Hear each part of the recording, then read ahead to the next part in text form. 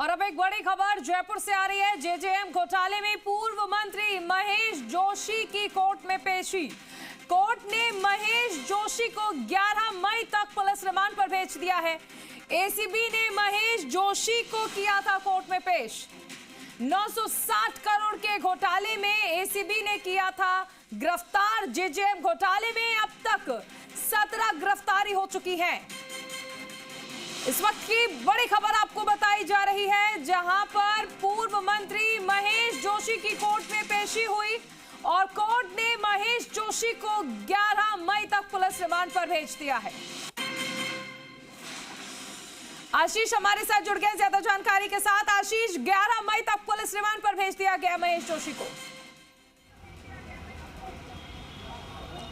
देखिए, जल जीवन मिशन घोटाले में महेश जोशी की पेशी हुई है। आज सुबह ही उन्हें गिरफ्तार किया गया था, जिसके बाद में उनको कोर्ट में पेश करने के बाद अब कोर्ट ने 5 दिन की रिमांड पर उनको भेजा है। और जल जीवन मिशन घोटाले में जो 960 करोड़ का घोटाला राजस्थान में हुआ था, उस पूरे मामले में महेश जोशी की दूसरी बार गिरफ्तारी हुई है। इससे पहले मनी लॉन्ड्रिंग के केस में भी उनको गिरफ्तार किया गया था, जिसके बाद अब उन पर भ्रष्टाचार का जो मुकदमा है वो दर्ज किया था एसीबी ने। जिसके बाद इसमें एसआईटी का गठन राज्य सरकार ने किया था, जिसमें 17 गिरफ्तारियां अब तक हो चुकी है। 17वीं गिरफ्तारी महेश जोशी की है, जिसमें जल जीवन मिशन घोटाले में उनको आरोपी बनाया है। देखिए, पूरा जो घोटाला था वो इरकॉन में केंद्र की जो उपक्रम कंपनी है उसके ज़रिए किया गया था। उसके फर्जी प्रमाण पत्र जारी किए गए थे और उसके ज़रिए श्री श्याम और गणपति ट्यूबवेल्स को ये पेमेंट किया गया था और तकरीबन 900 करोड़ के टेंडर उन्हें दिए गए थे।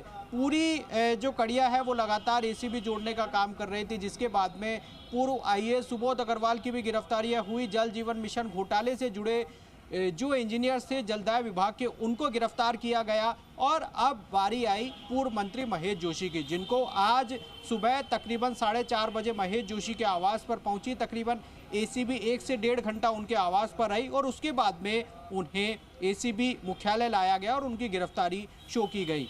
और आशीष, आप बने रहिए। पेशी से पहले महेश जोशी की ओर से क्या कहा गया वो सुनाते हैं। अरेस्ट है और मैं समझता हूँ इससे ज़्यादा कोई क्रूरता हो नहीं सकती, इससे ज़्यादा अन्याय हो नहीं सकता। लेकिन न्याय के दबाव में बोला कि मैं तनाव में हूँ, कुछ भी कर सकता हूँ, ऐसा क्यों सर? मैं ये नहीं कहा मैं दबाव में हूँ। मैंने कहा अगर मैं निर्दोष साबित नहीं कर सका तो मैं ऐसा कुछ करूँगा कि मेरे से किसी को शिकायत नहीं रहे। आज आपकी एनिवर्सरी भी है सर? जी, मेरी आज एनिवर्सरी है। मैं समझता हूँ कि सरकार की तरफ से मेरी पत्नी को और मेरी पत्नी को श्रद्धांजलि दी गई है मुझे अरेस्ट करके। लेकिन अन्याय बहुत ज़्यादा दिन नहीं चलता। मैंने पहले भी कहा था, सत्य परेशान हो सकता, पराजित नहीं हो सकता। और मैं सच्चाई पे परेशान, इसलिए परेशान हूँ। अरेस्ट होना कोई शाबाशी की बात थोड़ी है, वो अच्छी बात थोड़ी अरेस्ट होना। तो अभी तक मुझे कोई नोटिस एसीबी की तरफ से आज तक नहीं मिला और आज सुबह मुझे अरेस्ट करने आ गई। अचानक बिना नोटिस आपको गिरफ्तार किया? जी जी जी। तो यानी आप जो सर इसमें और भी कोई हो सकते हैं कि इस मामले में मैं केस के मामले में कोई टिप्पणी अभी करूंगा नहीं। लेकिन मैं अब मैंने कहा ना कि मैं किसी के मामले में कोई टिप्पणी नहीं करूंगा। मैं अपने मामले में कह रहा हूं कि मैं निर्दोष हूं। तो आप ही को क्यों फिर सर, आप ही को ये तो आप इसकी तो आप मीडिया ट्रायल करें इसकी कि क्या कारण है ना। मेरे पास कभी भी कोई जांच आई होगी तो मैंने उस पर कार्रवाई करी होगी। और ये प्राकृतिक न्याय के खिलाफ है। जिन लोगों के खिलाफ मैंने कार्रवाई करी उनसे मेरे खिलाफ बयान लेके ये कार्रवाई हो रही है, जो किसी भी ढंग से किसी भी न्याय के हिसाब से ठीक नहीं है, प्राकृतिक न्याय के खिलाफ है। अच्छा सर, क्योंकि 2024 में एसीबी ने तो मामला दर्ज किया था, अब गिरफ्तारी इतने की, उसके बाद जो ईडी ने किया था। अब बाकी सारी बातें तो जांच एजेंसी ही बताएंगी कि क्यों कैसे कर रहे हैं, ये जांच एजेंसी बताएंगी, सरकार बताएगी। ठीक है, आशीष हमारे साथ लगातार बने हुए हैं। आशीष, देखिए यहाँ पर महेश जोशी क्लियर कह रहे हैं सत्य परेशान हो सकता है, पराजित नहीं हो सकता। और वो अब भी ये दावा कर रहे हैं कि वो बेगुनाह है और एसीबी का गलत इस्तेमाल किया जा रहा है सरकार के द्वारा। वो तमाम आरोप भी लगा रहे हैं।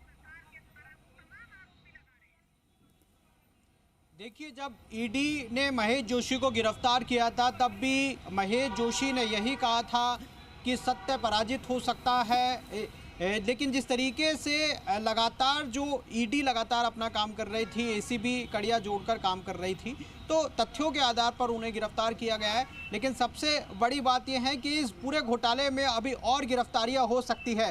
तकरीबन 7 से 8 लोगों को एसीबी अभी और गिरफ्तार करती है, जिसमें 5 इंजीनियर शामिल हैं। 5 इंजीनियर वो या तो जो फरार चल रहे हैं वो, या फिर कई और लोगों का इसमें नाम सामने आ रहा है। और सबसे बड़ी बात यह है कि अभी और जो कड़ियाँ जोड़ने का काम जल जीवन मिशन घोटाले में लगातार एसीबी कर रही है, जिसमें फरार के साथ साथ जो अभी और इंजीनियर्स नाम सामने आएंगे उनको भी एसीबी गिरफ्तार कर सकती है, क्योंकि कई इंजीनियर्स ने कोर्ट से स्टे ले रखा है। उसे काउंटर करने के लिए एसीबी कोर्ट में भी गई हुई है, जिसके बाद में अब कोर्ट से यदि परमिशन मिलती है तो उन्हें भी गिरफ्तार किया जा सकता है। लेकिन अभी कई और ऐसे नाम हैं जिनका नाम सामने नहीं आया, उनसे भी अब एसीबी पूछताछ कर सकती है।